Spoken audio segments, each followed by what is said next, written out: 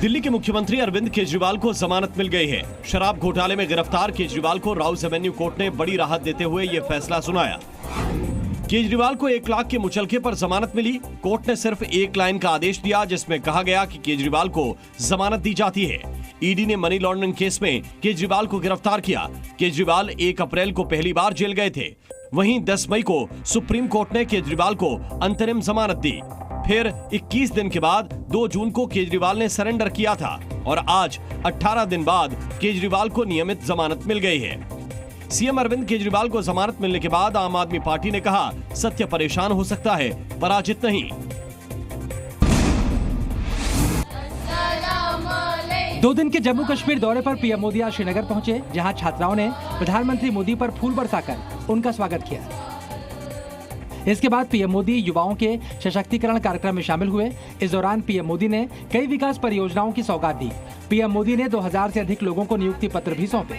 PM Modi ने युवाओं से संवाद करते हुए कहा कि जल्द जम्मू कश्मीर राज्य बनेगा और विधानसभा चुनाव की तैयारी भी हो रही है। अब असेंबली इलेक्शन की तैयारी भी शुरू हो चुकी है। वो समय दूर नहीं जब आप अपने वोट से जम्मू कश्मीर की नई गवर्नमेंट चुनेंगे। प्रधानमंत्री मोदी कल 10वें अंतर्राष्ट्रीय योग दिवस के मौके पर डल झील के किनारे योग करेंगे। 1 जुलाई को पेश किए जाने वाले बजट में मोदी सरकार मिडिल क्लास को राहत देने के लिए बड़े ऐलान कर सकती है। इस बजट में नौकरी पेशा लोगों को मोदी सरकार से इनकम टैक्स में छूट मिलने की उम्मीद है। सूत्रों के मुताबिक सरकार नए टैक्स सिस्टम में बदलाव कर सकती है।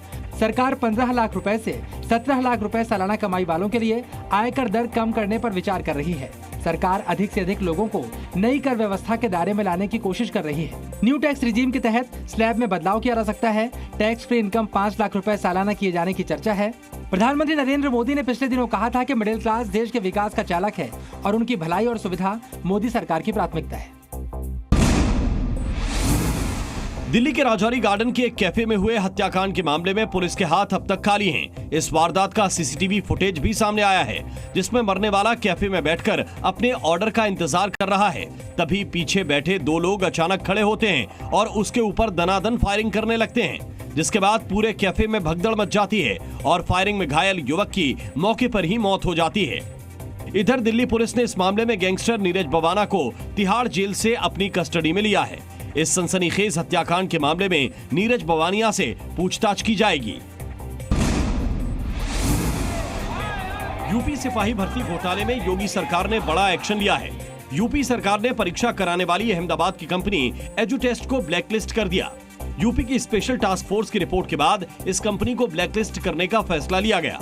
इसके अलावा सिपाही भर्ती घोटाले में सरकार एजुटेस्ट कंपनी के खिलाफ कानूनी कार्रवाई की भी तैयारी कर रही है। साथ ही कंपनी के संचालक विनीत आर्य की तलाश भी तेज कर दी गई। इससे पहले एजुटेस्ट कंपनी के संचालक विनीत आर्य को एसटीएफ ने 4 बार नोटिस देकर बयान दर्ज करने के लिए बुलाया, लेकिन वो पेश नहीं हुआ।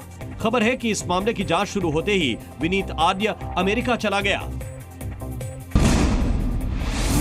नीट पेपर लीक के मामले में देश के कई हिस्सों में आज दिन भर विरोध प्रदर्शन का दौर जारी रहा, जिसके बाद केंद्रीय शिक्षा मंत्री धर्मेंद्र प्रधान मीडिया के सामने आए और उन्होंने नीट पेपर लीक की नैतिक जिम्मेदारी लेते हुए दोषियों के खिलाफ सख्त कार्रवाई का भरोसा जताया।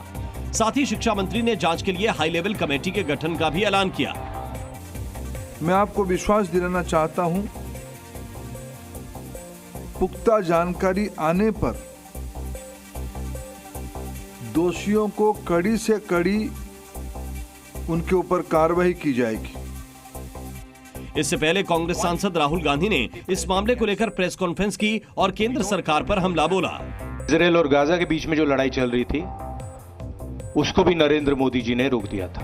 जो हिंदुस्तान में पेपर लीक हो रहे हैं उसको नरेंद्र मोदी रोक नहीं पा रहे हैं या रोकना नहीं चाहते हैं। जी न्यूज़।